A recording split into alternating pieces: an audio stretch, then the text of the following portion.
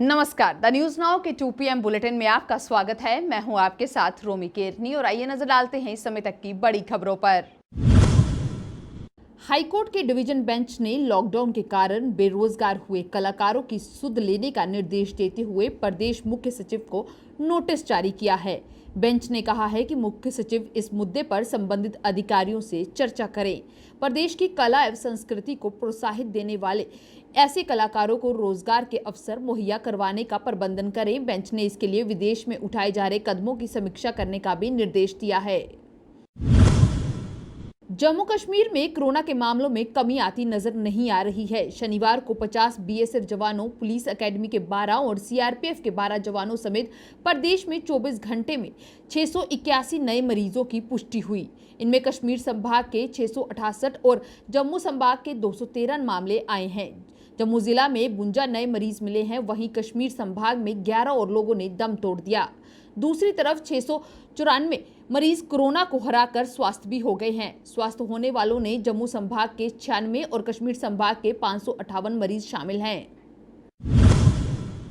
केंद्रीय स्वास्थ्य और परिवार कल्याण मंत्रालय की ओर से जारी आंकड़ों के मुताबिक पिछले 24 घंटे में 54,735 नए मामले सामने आए हैं और 853 लोगों की मौत हो गई है। इसके बाद देश भर में कोरोना पॉजिटिव मामलों की कुल संख्या 17,50,723 पर पहुंच गई है, जिनमें से 5,57,730 सक्रिय मामले हैं और 11,45,629 लोग ठीक हो चुके हैं या उन्हें अस्पताल से छुट्टी दे दी गई है। मृत्यु दर गिरकर 2.1% पहुंचने के बाद देश में निर्मित वेंटिलेटर्स को निर्यात करने के लिए स्वास्थ्य विभाग प्रस्ताव को मंत्री समूह ने मंजूरी दे दी है। स्वास्थ्य मंत्रालय ने कहा कि अब आपको बता दें कि 31 जुलाई तक केवल 0.22% मरीजों को वेंटिलेटर सपोर्ट की जरूरत पड़ी है। मंत्रालय ने बताया कि मंत्री समूह के फैसले को लेकर director general of foreign trade से भी बात हुई है। स्वास्थ्य विभाग को उम्मीद है कि देश में निर्मित वेंटिलेटर के निर्यात की मंजूरी के बाद विदेशी बाजार में उसका दखल बढ़ेगा और देश के वेंटिलेटर्स निर्माता मजबूत होंगे।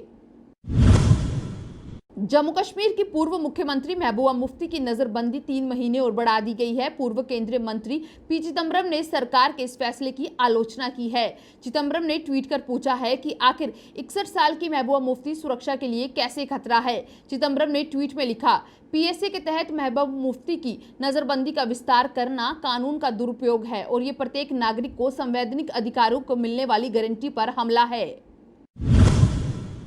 देश में नई राष्ट्रीय शिक्षा नीति लागू होने पर chief of defence staff general Vipin Rawat ने इसे सेना के दृष्टिकोण से अलग बताया है और अहम भी। उनका कहना है कि नई शिक्षा नीति आने से सीखने की प्रक्रिया में बड़ा बदलाव होगा। इसकी वजह से सशस्त्र बलों को ग्रामीण इलाकों से सेना के लिए युवाओं की पहचान करने में मदद मिलेगी। रक्षा प्रमुख रावत ने नई शिक्षा नीति लागू करने के लिए शिक्षा मंत्रालय की तारीफ की और कहा कि इसे प्राथमिक स्तर पर नवीन और अनुसंधान आधारित सीख के लिए युवा पीढ़ी में कौशल विकसित करने का मौका मिलेगा।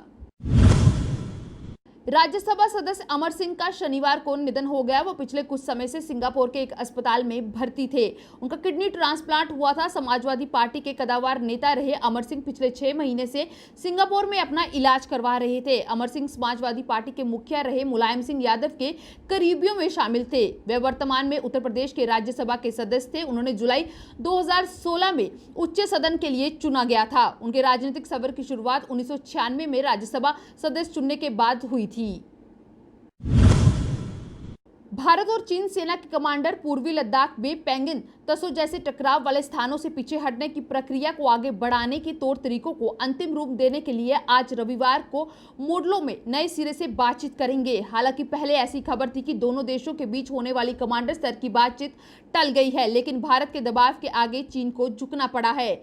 सूत्रों ने बताया है कि कोर कमांडर स्तर की 5वें चरण की वार्ता में मुख्य ध्यान टकराव वाले स्थानों में सैनिकों को पूरी तरह से पीछे हटने और दोनों सेनाओं के पीछे के अड्डों से बलों और हथियारों को हटाने के लिए एक नई रूपरेखा को तैयार करने पर होगा। इस समय के 2 PM बुलेटिन में बस इतना ही। आप जुड़े रहें द न्यूज नाउ के साथ बाकी अपडेट्स के लिए।